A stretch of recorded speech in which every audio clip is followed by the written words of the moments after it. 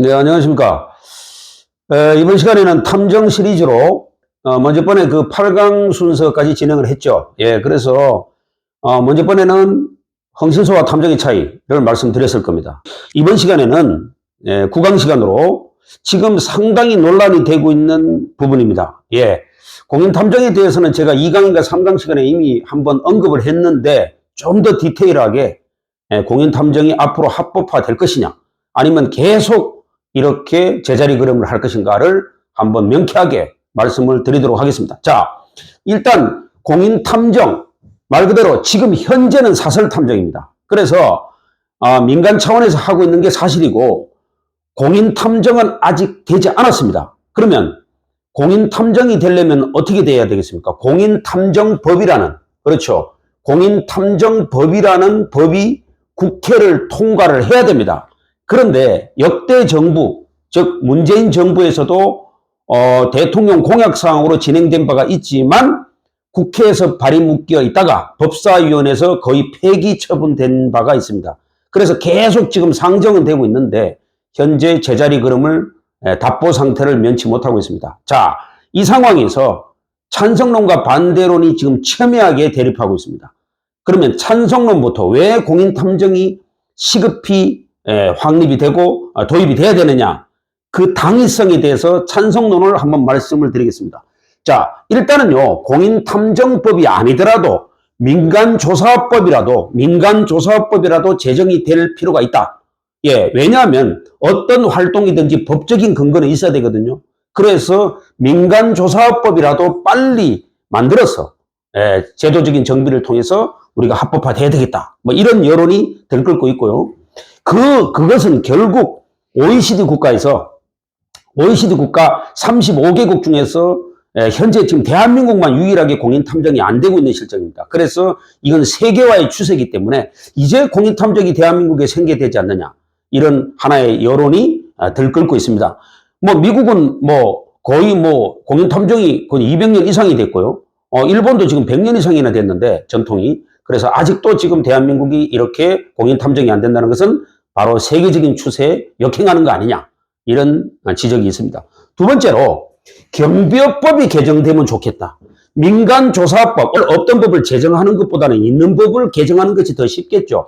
그래서 경비업법에 보면 그 5개 분야의 경비 파트가 나옵니다. 뭐 시설경비도 있고요, 경호경보도 있고요, 여러 가지 경비가 있는데 그 중에서 민간경비 중에서 민간조사업을 민간조사업 관련해가지고 경비를 마련하면 조금 경비업법을 일부러 제정할 필요도 없고 민간조사법을 일부러 제정하기는 좀 어려우니까 현재 있는 경비업법을 조금 다듬어서 개정한다면 조금 더 유연성 있게 이렇게 좀 합법화시킬 수 있는 방안이 되지 않을까, 또 이렇게 주장하는 분들도 계십니다. 그 경비업법에 5개 경비 분야가 나오는데, 그죠? 경호경비도 있고 시설경비도 있고 있지 않습니까?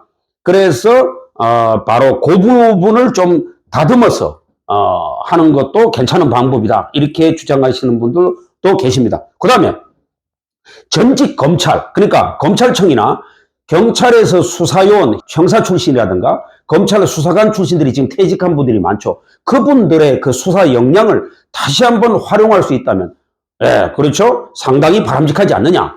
그렇죠, 그분들의 수사 역량이 몇십 년간 쌓아온 수사 노하우도 있을 텐데 이분들의 실력을 조금 썩힌다는 건 아깝지 않습니까? 국가적인 낭비고.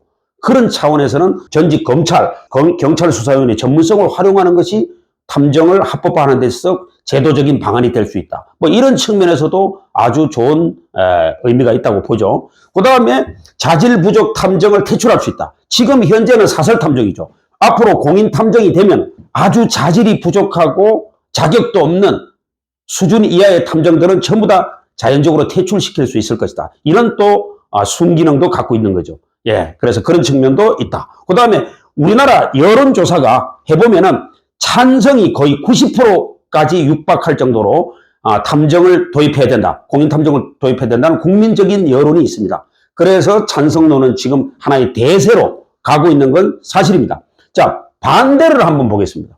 누가 그렇게 반대를 많이 할까요? 공인탐정이 되는데 반대가 심한 분들이 있죠. 누구라고 딱 얘기를 안 해도 여러분들은 이미 짐작이 갈 겁니다. 역시 그렇죠. 변호사 단체죠.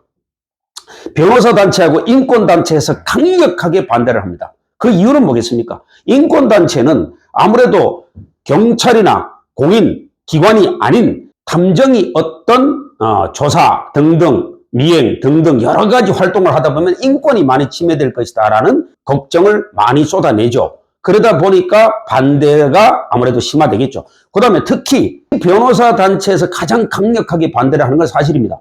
왜 그러냐면 뭐 디테일하게 들어가면 예를 들어서 탐정이 돈을 받고 어떤 활동을 하잖아요. 아무래도 변호사 단체도 이익단체인데 영리단체인데 그렇죠. 변호사분들의 어떤 업역이 침해될 수가 있다. 그런 측면에서는 변호사들이 가장 반대를 많이 하죠. 다만 변호사 단체는 또 이런 형태입니다. 그러니까 변호사 단체들이 주장하는 근거 중에서 자영업, 그러니까 탐정들이 사업자 등록번호를 해가지고 공인탐정이 되면 사업자 등록을 할 거 아니겠습니까? 그래서 자영업 형태로 하는 형태는 계속 강력하게 반대를 한다는 거죠.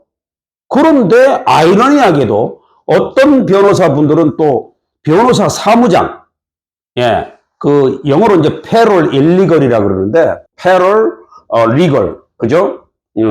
이 패럴 리걸이라고 그러는데 이분들이 뭐냐면 이제 변호사 사무장들이죠. 그러니까 정식 변호사 자격도 없이 법률 상담이나 등등 이런 분들이 탐정하는 거는 또 인정한다.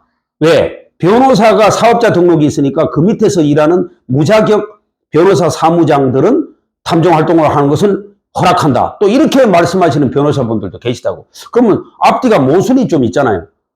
공인탐정은 반대하면서 자신들의 변호사 사무실에서 활동하는 변호사 사무장들이 탐정 활동하는 것은 또 찬성한다. 이렇게 말씀하시는 분들이 계시는데 그 앞뒤 모순이 아니라고 말할 수 없습니다. 그런 경우가 있고요. 그 다음에 반대론이 부작용. 이 부작용은 여기 다 들어가는 거죠. 인권 침해가 될 가능성이 많다. 이런 것들이 부작용이 대표적으로 있다. 그 다음에 이제 소관 다툼. 이것도 좀 문제가 있는데요. 소관 다툼. 소관 다툼이 뭐냐면 지금 만약에 공인탐정이 되면 이게 법무부 소관에 둘 것인가, 행안부 소속, 행정안전부 소속, 경찰에 둘 것이냐 이런 논란이 많습니다. 그래서 이 공인탐정이 되면 누가 감시 감독, 그러니까 누가 탐정협회도 생길 거 아니겠습니까? 그러면 소관부서가 법무부가 될 것이냐, 경찰이 될 것이냐, 서로 감독기관이 지금 어느 쪽으로, 어느 소관에 둘 것이냐가 논란이 굉장히 많습니다. 뭐 이런 측면에서 반대론이 좀 부각되고 있다.